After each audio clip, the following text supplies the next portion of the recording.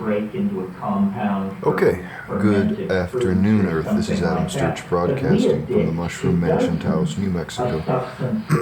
Working on oil painting Death of a Salesman. Okay, I've got a pretty wide array of colors mixed out on a palette, and I'm just going to start layering up the existing solid colors with new colors, and then we'll refog and relayer and start developing depth and texture and variety of color like that. So here we go. Of our connection into the Gaian Mother Goddess planetary matrix of organic wholeness that was the centerpiece of the psychedelic experience back in the high Paleolithic. In other words, the world of hallucination and vision that psilocybin carries you into is not your private unconscious or the architecture of your neural programming, but it is in fact a kind of intellect, a kind of being, a kind of Gaian mind. For Paleolithic human beings, it was the great goddess.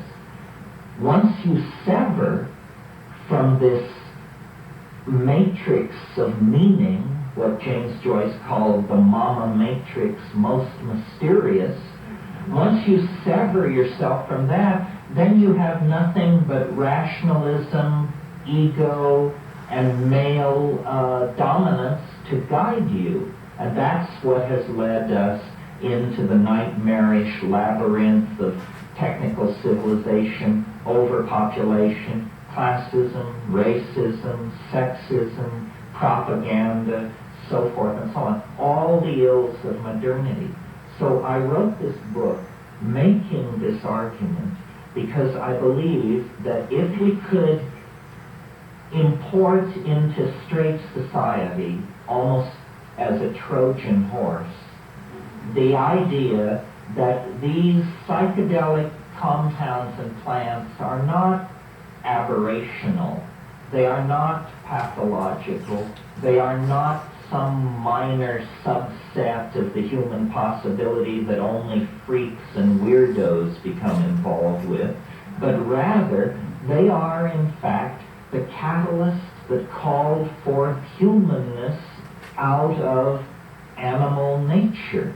If we could entertain this as a possibility, it would change the way we think about so-called primitive societies, shamanism, the psychedelic experience, society's efforts to control and eradicate these substances.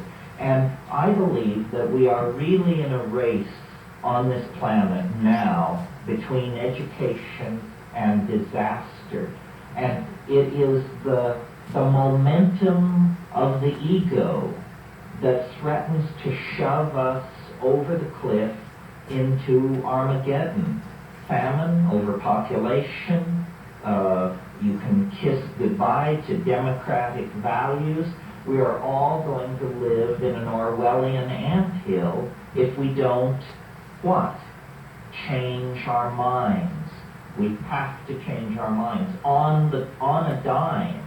I'm not talking about a 500-year program to slowly straighten things out. We have, I believe, less than 30 years to come to terms with the dissolving ozone hole, the toxification of the oceans, the greenhouse effect, the spread of epidemic disease, the rise of fascism, the relentless efforts of the free marketeers to deal products in every corner of the planet. We must change our minds. And what we have to do is have recourse to these same shamanic plants and shamanic practices that allowed our remote ancestors to come to terms with the mystery of being and their situation on this planet vis-a-vis the rest of nature. So I think it's very important at this time to make this argument as clearly as possible, to launch the idea into society and let argument and debate rage. Now you may think that I'm proposing blowing up some already existing edifice of theory about how human beings came to be. This is not the case. As a matter of fact, orthodox anthropology hasn't a clue. We are the fly in the soup of natural science's explanation of the evolution of species. It's easy to understand how one kind of hummingbird emerges from another. It's not very easy to understand how creatures that build something like Los Angeles can emerge out of creatures who hunt ants by sticking grass stems down their holes, you know. We represent some kind of primary break with nature at the animal level. And I believe it's because we have a symbiotic relationship with all of nature. We are wired for this. There are drug receptors in our brains, in our physical brains, that have been carried along for 1,000 generations without really being called into use. But now is the time. If we really believe that these things expand consciousness, then we must study them, use them, apply them, because it's the absence of consciousness that is creating a terminal crisis, not only for us as a species, but for every living thing on this planet. And I think the psychedelic experience is as much a part of being alive as sexuality, language, the things which fulfill us and give meaning to the human experience are left incomplete and impossible to assimilate if we don't place the capstone on the edifice of our being in the world. And the capstone on that edifice is our right, our obligation, and the privilege of dissolving our ordinary ego boundaries and merging with the mind and purpose of the planet. And this is what I was trying to say in the book, and this is what I hope I'm able to communicate to you this evening. Thank you very much.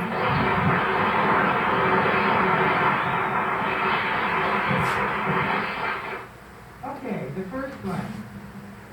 If you were in jail 20 years ago and you had to choose between Finnegan's Wake and McLuhan books or any drug, which would you choose?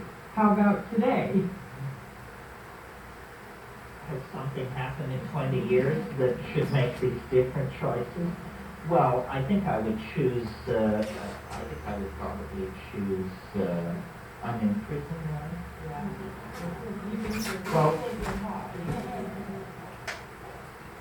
Well, in spite of the flash of something like psilocybin, in all honesty, if that were the choice, I think I'd choose cannabis. After all, cannabis is sort of the staff of life. The way I do psychedelics is rarely and at high doses, because I really think you shouldn't fiddle with these things or grow too blasé in their presence. But cannabis is sort of the bridge between ordinary reality and the extremely intense psychedelic. That leads right into this question. What do you know about the ancient history of hemp? Well, probably a lot less than a number of people in this room. Hemp is probably one of the world's oldest cultivated plants, possibly the world's oldest cultivated plant.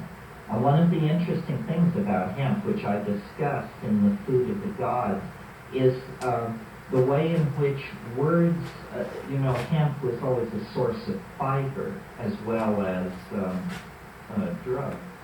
And it's very interesting to me the way the words for narrative are also words associated with weaving, so that we spin a yarn. Lies are made of whole cloth. We untangle a story. We follow the thread of narrative. You see, I think I call the chapter on cannabis in my book The Ballad of the Dreaming Weavers. I think the wonderful thing about these psychoactive substances is that they inspire us to communicate with each other. There are couples who very little passes between them verbally. And if you were to hear probably a recording of your own daily exchanges with the people around you, it tends to get down to the very mundane and minimal.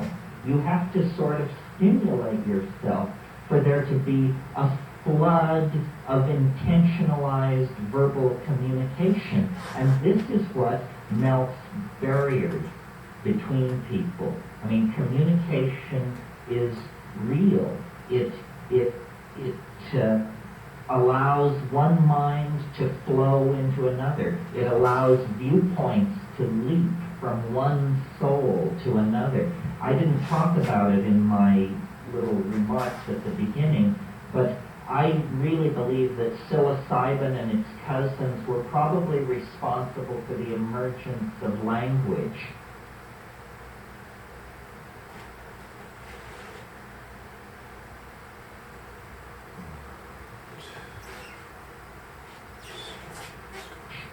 That this, if you wanted to look for the thumbprint of the goddess on being, the phenomenon to look at is human language. Notice that it's a behavior. If someone is keeping their mouth shut, you can't tell whether they're a verbal person or not. But once someone starts to talk, it's the most extraordinary kind of human behavior. It's that thoughts are downloaded into a symbolic notation composed of little mouth noises, which then sail across acoustical space and are reconstructed in the brain of the listener, so that these thoughts are magically reconstructed in the brain of the listener. We take this for granted, but when you analyze it, it's an extraordinarily mysterious, almost you could say supernatural power, which we all exercise all the time. And I believe that this is something which these psychedelics kick-started in the neural architecture of our remote ancestors. 5 dry grams of Stropharia cubensis. And what I would urge you to do is, if you think you're a sophisticate, buy a scale and weigh the dose that you've been calling good enough. It may stand your hair on end, because there are a lot of people running around who think they know what the psychedelic experience is about, who have only stuck their feet on the doorstop, haven't even entered into the atrium, let alone explored the cellar, the attic, and the basement of these places. Are there any legal plants that you are aware of that contain DMT? Oh yeah, there are a number of plants that contain DMT. The problem is to find one that contains enough that it's worth your while to try and do something with it. Currently, the hot one on that grocery list is a plant called Desmanthus illinoisensis, the Illinois bundleweed. It's interesting that it's called bundleweed because there's no history of human usage. But as many of you probably know, a bundle is what a Plains Indian shaman calls his mojo bag. So the fact that it's called bumbleweed is fairly suggestive. The outer bark of the roots of that plant contain a very hefty hit of DMT, and you can order it from various exotic plant companies and can experiment with it. DMT has to be smoked. If you take it orally, it will be destroyed by an enzyme in your intestines, so it has to be smoked in most situations. At the end of your book, Psilocybin Magic Mushroom Grower's Guide, there is an ad for ordering preventive spores. It says, boy, we're prohibited, California. How can we order them in California? Well, I guess you have to have a friend with a post office box out of California. If you're wondering why California is the only state in the union that has made psilocybin spores illegal, because you see the spores contain no psilocybin. It isn't illegal because it contains psilocybin. It's illegal because you can grow mushrooms from it. It's because there was a clown a few years ago, maybe he's still around, this guy Ken Maddie, and he was defeated in the Republican primary for governor a few years ago. He was defeated because he admitted that he, years ago, had a puff of marijuana. And so after his defeat in the Republican primary, he went to his staff and said, I've got to get some anti-drug legislation associated with my name, see what you can come up with. And the best they could come up with was a Pittsand's bill to make mushroom spores illegal. So we all have the privilege of living in the only state in the union that has seen fit to guard you from this hideous menace.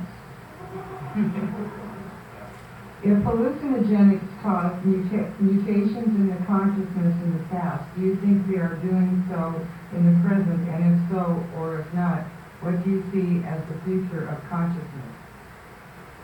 Well, you know, the human physical form, it seems to have stabilized about 50,000 years ago, right around the time that language began to emerge and culture began to take hold.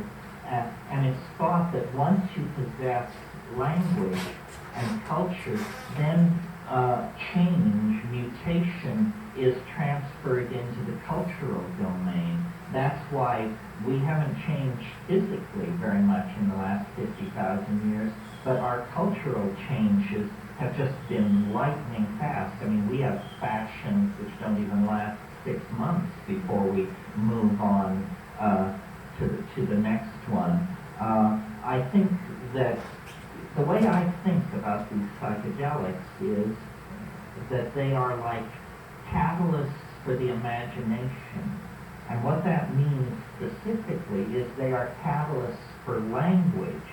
Language is somehow the new body of mankind. And so what we have to do is change our language.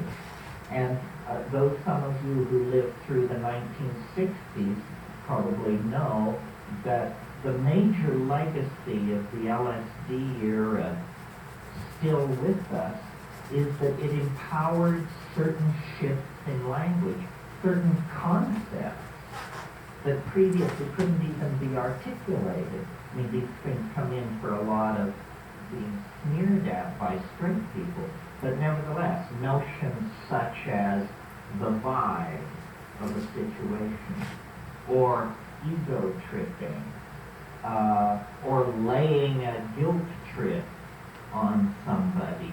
I can remember, in most cases, the very first time I ever heard each of these phrases, and how it was like something clicks in your mind. You say, I don't understand what this person means, and then you say, oh, they mean something that I never before knew how to indicate. And then you try it out and use it yourself. We cannot evolve any faster than we evolve our language, because you cannot go to places that you cannot describe. So somehow the description comes first. the compass needle must be set on a linguistic goal, and then the culture can be steered in that direction. And I think that part of the way I see my book is I'm introducing new linguistic models for reality and human evolution. And if they are good models, I believe ideas are just like animals. They compete in an environment of natural selection. The good ideas, the swift and strong and clean ideas, will triumph over the slow, the muddled, and the incomplete. And so if we can articulate our devotion to the psychedelic experience, if we can articulate its importance and its transformative power, then we will eventually be able to place it on the social agenda, and then we will be heard, but not if we don't articulate our intent. What role does ayahuasca play in our planetary and human evolution? How does ayahuasca compare with other hallucinogens such as mushrooms and peyote? Well, for those of you who aren't familiar with ayahuasca, this is a combinatory hallucinogenic beverage that has been used in a wide area over in the upper Amazon basin, and now it's spread down into Brazil. There are a number of interesting things about ayahuasca. On one level, what's interesting about it is that there is nothing in it that is not in the brain of each one of you as you sit here. It is, in a sense, not a drug at all, but a neurotransmitter cocktail. And this is very suggestive, you see, because it means that natural brain chemistry is very close to being some kind of hallucinogenic trip. The other thing that's interesting about ayahuasca is that in the Amazon basin, where it's been used for thousands of years, the people get together in small groups at night in dark places, and they sing. They get loaded and they sing.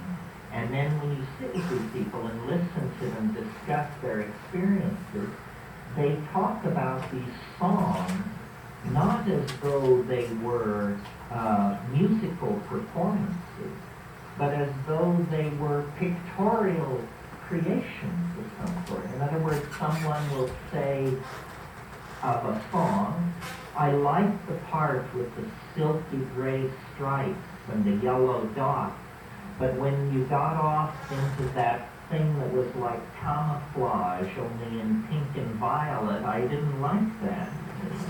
Oh my God, what's going on here? Well, what's going on is that this slight shift in ratios of neurotransmitters allows sound to be beheld. This is the nature of this experience.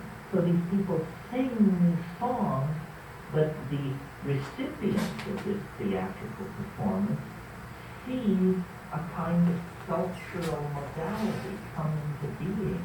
Well, if you can see what someone else is seeing, if you can have someone else's point of view, in a very real sense, you are that person. You know, we say to stand in somebody else's shoes means to be there. So a naive person, or at least I thought, in thinking about telepathy before I went to the Amazon, that telepathy would be hearing somebody else think. That's not what telepathy is. Telepathy is seeing what somebody else means. All right, that's starting to bring it to life a little bit. I think I'm going to do another session. It'd be nice to drop in some shadows and play with it a little bit more. So, take two coming up. Okay, take two. What are the things that give meaning to the human experience? Sex, drugs, and rock and roll. And higher mathematics. Do you think hallucinogenics should be used for initiating young people into adulthood? Well, you mean like some kind of initiation into puberty as in Aboriginal societies? I think one of the things that we can do is get straight with our children about this. And one of the most, to me, disappointing, I don't know if disappointing is the word, but anyway, it's very bad to encounter hip people who say, gee, we'd like to twist up a bomber and get you loaded. Can you wait till the kids are in bed? In other words, these people are living some kind of schizophrenic existence. They can't get straight with their own children about their relationship to consciousness alteration. And I think that what we need to do is be able to be proud enough and forthright enough about what we're doing to hand this stuff on to our children in a responsible manner. It's far better to get your kids familiar and able to navigate with something like cannabis than to turn them loose in the world of high-density media images, alcoholism, speed, tobacco, so forth and so on. If we can bring our children up in an acceptance and a sense of being comfortable with these dimensions, then we really have performed a great service. I dare say there are probably only a handful of us in this room who learned about psychedelics from an exemplary set of parents. I certainly didn't. And imagine what a difference it would have made. So this is something we can do for our children. As to what age, under what conditions, this has to do with, your style, your kid's style, so forth and so on. But as long as we're so guilt-riddled and off balance on this issue that we can't even admit to our kids what we're doing, well, I think the establishment is going to have it right where it wants it. Okay, one more. I have a trellis of heavenly blue morning glories. After harvesting the seeds, what is the recommended dosage and what are the expected effects of a therapeutic dose? Thank you. The first psychedelic that I ever took was heavenly blue morning glories. I have a soft spot in the bottom of my stomach for it. Well, what you do is you grow the morning glories, and then they will form these seed capsules, these little tear-shaped seed capsules in the late fall. Cut down the whole morning glory after these seed capsules have gotten quite large, and then put it in a big brown paper bag and set it somewhere where the sun can bake out this bag. And usually the little seed capsules will spring open and shed the seeds, and you can just pour the seeds out at the bottom of the bag, or if a few don't get loose, then you can beat on the sides of the bag, and these seed capsules will break open. You can just pour the seeds out. Now, morning glory seeds do contain an emetic, a sickening agent called ester coumarone, and that's going to cause you some nausea in the first hour. And what you do is you take, and now this is a committed dose, we're not talking, we're talking, this will definitely rivet your full attention. Take about 225 seeds, grind them up in a coffee grinder or something like that, and I always used to put them into a milkshake or applesauce, because what you end up with is a fairly dauntingly large pile of kind of crumbly, dry, bitter, evil-smelling stuff, which you've got to get down. So put it into some applesauce or something like that, and then on an empty stomach, in silent darkness or out in nature, and this is not to be underestimated. This is not some kind of, gee, if only we had the real thing kind of strategy. This is the real thing. And wonderful hallucinations of, in my case, the motifs of the Toltec and Aztec civilization that actually utilize these things, which, raises other questions we could discuss another time. But now, a word of caution. Don't go out now and buy a bunch of packages of these morning glory seeds and grind them up and take them, because these weasels who sell these seeds have soaked them all in a poison. They've soaked them in a poison, a fungicide. It says right on them, not for human consumption. They're not just whistling Dixie. That's why you have to grow your own crop to get a clean crop of these things. And then you have the ticket to ride. Thank you very much. Thank you, Karen. I want to thank you for the short story.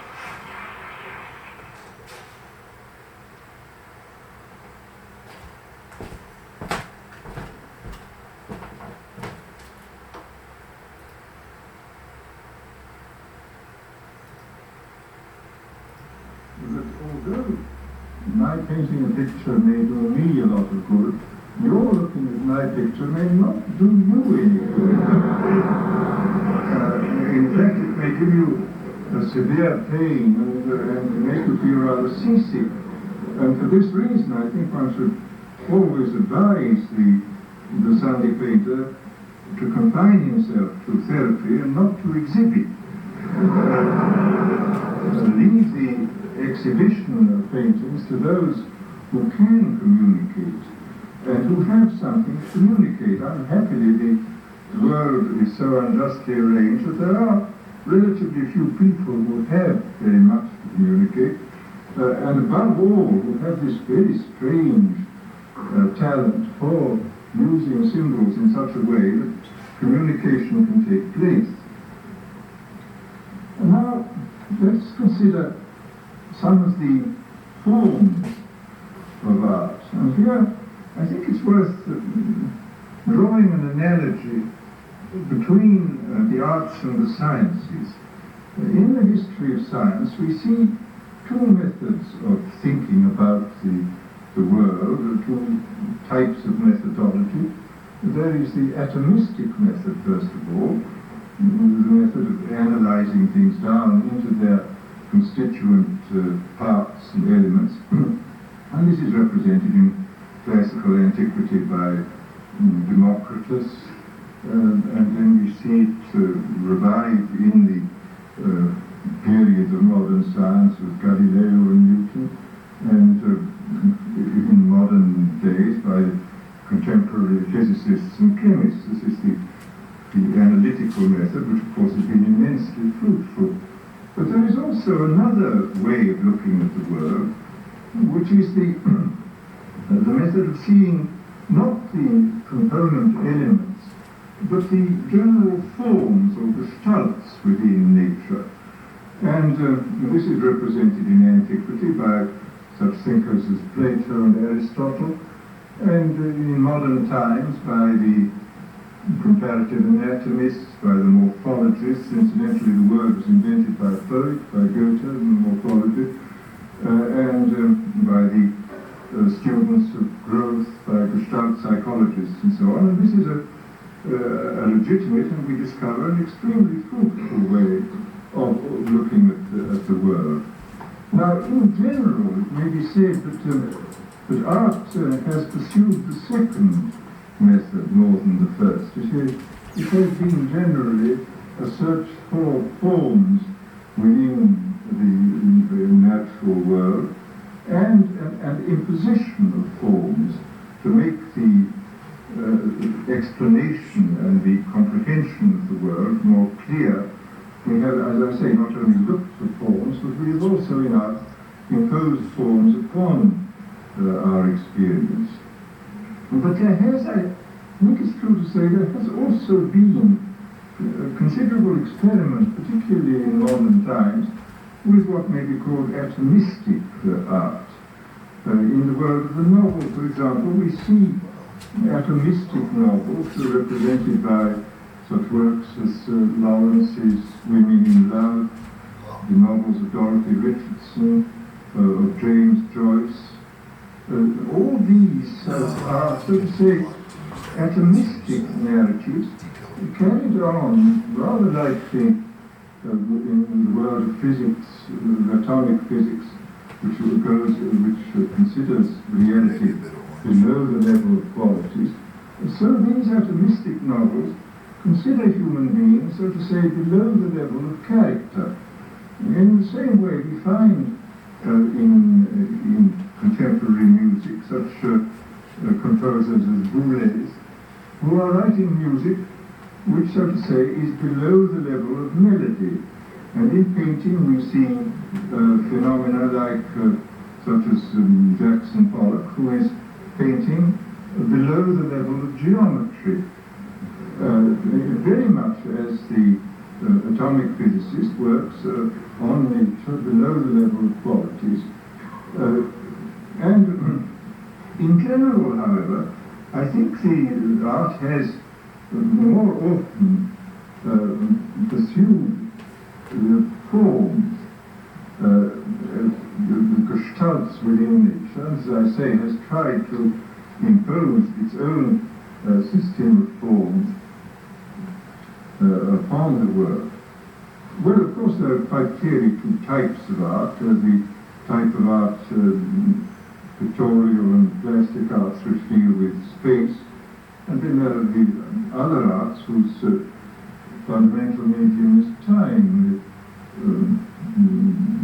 the art of music, poetry, drama, narration. These are temporal arts, and the others are spatial arts.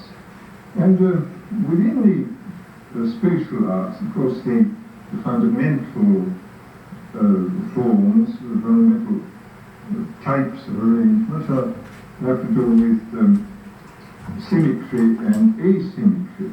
And it's interesting here to look at the way in which I think it's true to say that the arts which deal with space have borrowed a number of their significant symbols from the world of nature.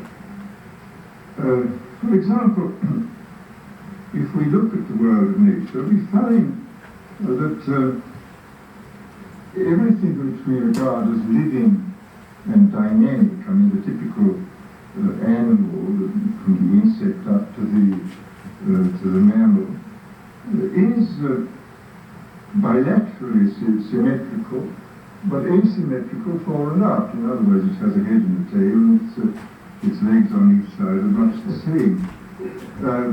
And this sort of one-pointed symbol, this arrow-like shape, is, I think one will find in all pictorial forms that this is a very powerful, dynamic symbol. Whereas the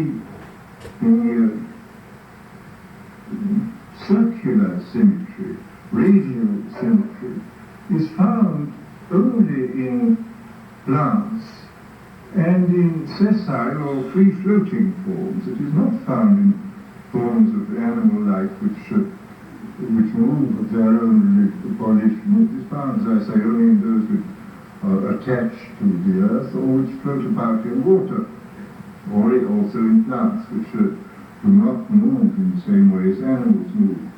And I think this fact, this profound and obvious natural fact, is perhaps what accounts for the feeling that we have about the curved form and the pointed form. I mean, we certainly get, as we look at Romanesque architecture with its rounded arches, a sense of repose and the domes and so on.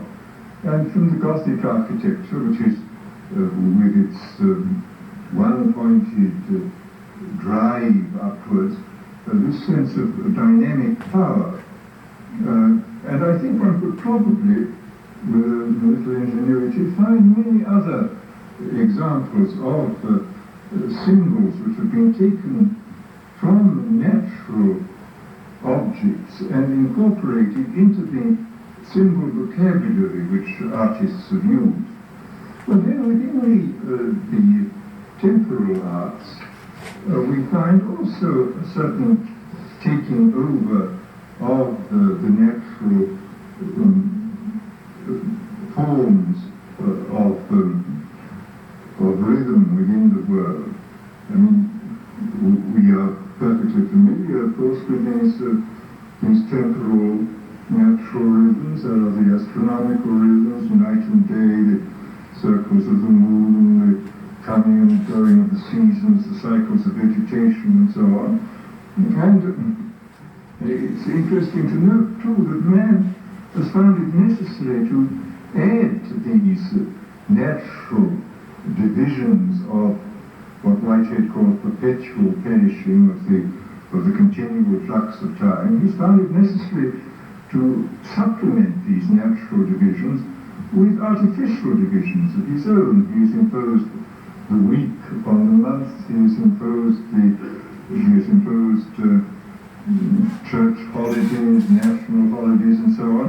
Anything in which to break up the rather terrifying fact of this continual flux of time, to make it seem in some way space-like, and to give it this, even in the process of living it, to give it a certain artistic form. Well, I think it's clear that analogues of these natural forms of time divisions have been taken over in the various temporal arts. So we see the various types of rhythm within music, the curves, broken curves, or curves of circles of repetition going on within both music and poetry and the drama and narration. And there have been, I would say, quite definitely borrowings of the fundamental forms out of nature into art. And we see this curious and interesting fact that we impose our symbols upon nature, but borrow the shape of them in many cases from nature. We take something, turn it into a symbol, and give it back to nature. And a problem, of course, arises here in relation to certain types of advanced modern art. For example, I've mentioned the music of Boulez just now, and one wonders very much whether a music which has so completely transcended and got beyond the ordinary natural rhythms, the rhythms of the heartbeat, the rhythms of respiration, and so on, whether such a music, however interesting it may be, can form the basis of a new style, or whether we are not compelled by the very nature of our being to conform more than certainly some very advanced forms of modern art do to the natural rhythms within us. I would guess that these experiments, which seem to portray an extraordinary kind of impatience, as though it were impossible to spend so much time as is required in listening to a music in which the natural rhythms occur. Whether such a music so telescoped and so short, so reduced to a kind of shorthand, can form the basis of a flowering, developing musical style. I don't know. I have a strong feeling that it will be found to be almost impossible to keep this going as the basis of a new music. But of course I may be entirely wrong. Now, let us now pass. I'm afraid this lecture is rather incoherent because I have to talk about such an immense number of things. But I would like to talk very briefly about the creative act. What does the artist do when he prepares himself to make a work of art? Well, I think, in the general terms, what he does is to concentrate his mind upon some piece of subject matter and then open himself up to whatever may come into his, what I called in earlier lecture, his positive subconscious, in relation to this subject. There will be the subconscious mind is pursuing a given theme, but the unconscious is providing all kinds of material. It may be associations out of his own past life, it may be scraps of knowledge, historical knowledge, scientific knowledge, philosophic knowledge. All right, that's getting maybe, in fact, more character. I like it. Is stored up like the softness of the sky in contrast to the rough textural brushwork of the buildings and such. We zoom in. Again, I think it's quite Some clear kind of that the nice greatest detail artists starting to have develop. been extraordinarily fortunate in being able to tap an immense reservoir of such material and then to be able to organize it in efficiently, aesthetically. And that's rather thickly applied, forms. so it's going to take a little while for that to set up before I can reglaze the yellow and then develop it further. The imagination. And I would like But I'm pretty satisfied with that as a next step. So thank you for watching. That's Adam Sturch broadcasting from the Mushroom Mansion Tiles, New Mexico, working on oil painting Death of a Salesman. What he says is this: imagination is the power which reveals itself in the balance or reconcilement of opposite or discordant qualities, of sameness with difference, Have of a the good day, general